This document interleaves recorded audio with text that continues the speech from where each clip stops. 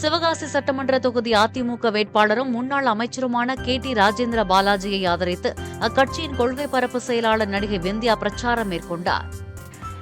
திரும்ப ஒரு முரட்டு பீஸ்னா அங்க முத்திப்போன பீஸ் ஒண்ணு இருக்கு, அதுதான் கமல்ஹாசன்.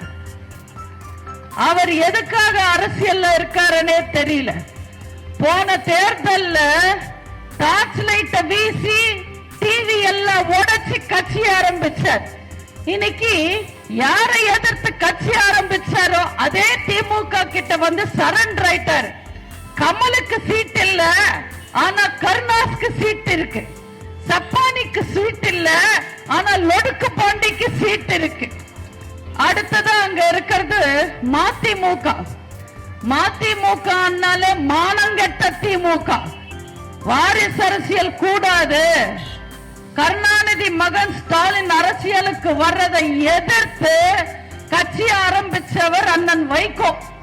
ஆனா தன் சொந்த மகன் MP சீட்டுக்காக மொத்த கட்சிக்காரங்களையும் காவு கொடுத்து கட்சிக்காரங்களோட முதுகுல கத்தியாலேயே குத்தி மகனுக்கு சீட்டு வாங்கி கொடுத்தார். மண்டபத்தை இடிச்சதுக்கு எதிர்த்து கோவப்பட்டு கட்சியை ஆரம்பிச்சார் விஜயகாந்த். இன்னைக்கு தம்பியோட MP சீட்டுக்கு அண்ணா ஸ்டாலின் அன்பா கூப்பிட்டு கட்சியை இணைச்சிட்டாங்க அந்நியா. இவங்க எல்லாரும் தேருவாங்களா?